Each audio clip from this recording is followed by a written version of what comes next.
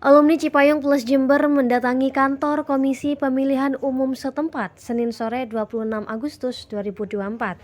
Mereka mendesak KPU untuk menindaklanjuti putusan MK terkait Pilkada Serentak 2024. Salah satu perwakilan alumni Cipayung Plus, Muhammad Wildan Faridi, menyebutkan selama ini demokrasi seolah dibegal dan hanya menguntungkan salah satu kepentingan golongan.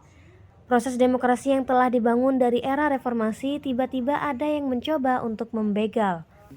Wildan berpesan pada KPU Jember untuk menindaklanjuti putusan MK terkait batas usia calon kepala daerah dan syarat partai politik yang boleh mengusung calon kepala daerah, supaya nantinya proses demokrasi masih tetap bisa berlangsung tanpa menghadirkan sebatas kotak kosong.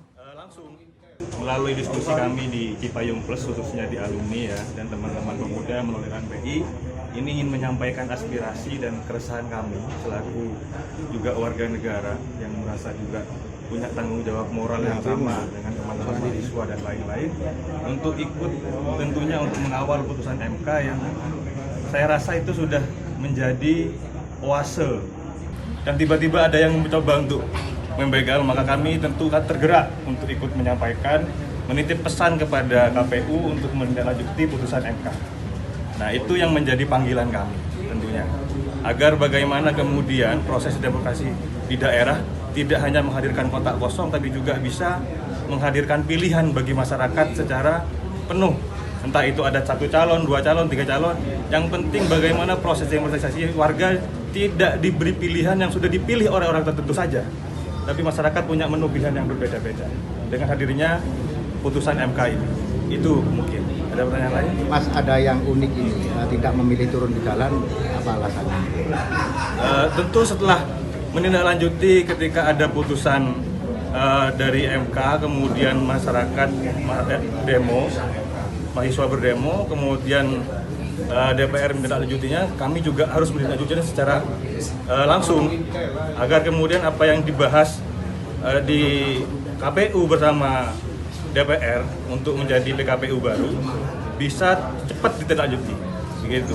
Jadi saya tidak perlu lagi turun di jalan, cukup untuk menyampaikan aspirasi di sini. Semoga ini bisa menjadi dorongan untuk kemudian segera disahkannya secara penuh untuk diterapkan, begitu Mas. Berarti ada kekhawatiran KPU tidak menjalankan instruksi? Tentu, karena sampai proses nanti benar-benar itu tertuang menjadi aturan resmi, kemudian ditindaklanjuti, kami tetap harus mengawal. Karena bagaimanapun upaya-upaya itu kan kita tidak paham siapa yang bermain dan bagaimana endingnya. Jadi kami punya tanggung jawab untuk tetap mengawal. Terhadap keputusan KPU barusan Mas yang disampaikan, puas? Cukup. KPU berkomitmen untuk kemudian menindaklanjutinya, menyampaikan aspirasi kepada KPU RI untuk segera ditindaklanjuti. Bagaimanapun KPU itu pelaksana dari undang-undang dan turunannya. Maka kami ketika ini berharap agar KPU segera menindaklanjuti bersama dengan DPR menjadi PKPU yang bisa diterapkan secara langsung. Ada berapa organisasi yang perwakilan? Sekitar 4 atau 5 ya. Ada GMNI, ada HMI, PMII, ada KNPI, ada PII, ada IMM, khususnya alumni ya.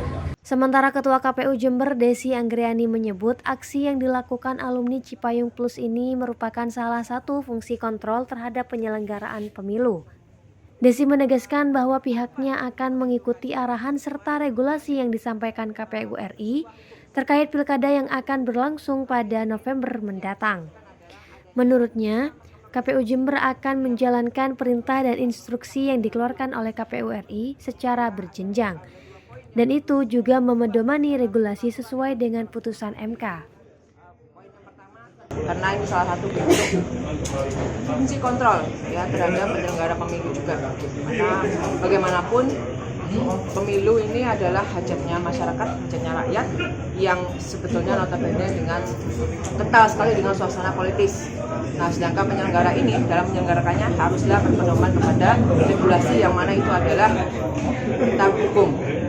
Nah, terkait dengan yang disampaikan oleh kawan-kawan tadi bahwa teman-teman sudah menyampaikan support moralnya kepada kami untuk mengikuti dan melaksanakan proses tahapan pemilu kada ini sesuai dengan peristiwa hukum sebetulnya. Karena peristiwa hukum terakhir ini yang disebutkan adalah adanya putusan Mahkamah Konstitusi yang menyebutkan dan memerintahkan dalam amar putusannya supaya ada 2 poin yang harus berubah di dalam peraturan yang harus kita laksanakan, yaitu poin yang pertama tentang syarat calon yang bisa mengusung persentasenya dari partai politik. Itu ada perubahan dari yang sebelumnya partai politik yang hanya dari parlemen. Nah, hari ini dengan putusan Mahkamah Konstitusi itu bisa partai politik yang tidak mempunyai kursi di parlemen bisa mengusung selama memenuhi syarat persentase suara sah yang telah ditentukan di amar putusan tersebut. Nah, khusus di Kabupaten Jember itu senilai 6,5% dari suara sah keseluruhan.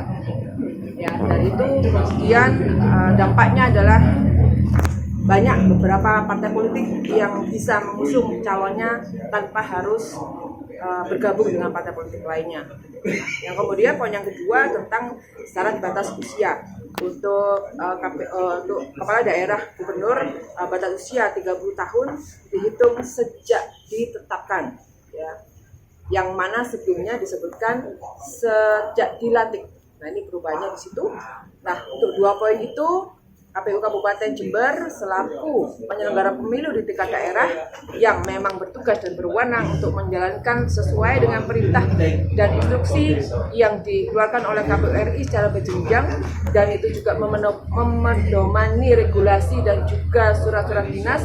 Kami menyelenggarakannya sesuai dengan putusan Mahkamah Konstitusi yang menjadi dasar KPU RI menerbitkan surat dinas nomor 1692 yang kemudian ditindaklanjuti dengan perubahan PKPU 8 2024 menjadi PKPU 10 tahun 2024 yang mana di dalamnya perubahannya mengakomodir tentang amar putusan Mahkamah Konstitusi yang dimaksud. Diketahui PKPU 8 2024 diubah menjadi PKPU 10 tahun 2024. Di dalam perubahan tersebut mengakomodir amar keputusan MK, khususnya tentang batas usia untuk kepala daerah gubernur, batas usia 30 tahun dihitung sejak ditetapkan. Lalu partai politik yang tidak mempunyai kursi di parlemen bisa mengusung calonnya dengan ketentuan tertentu. Di Jember, ketentuan itu senilai 6,5% dari suara sah keseluruhan. Laporan Dwi Mega, Tada Today TV, Jember.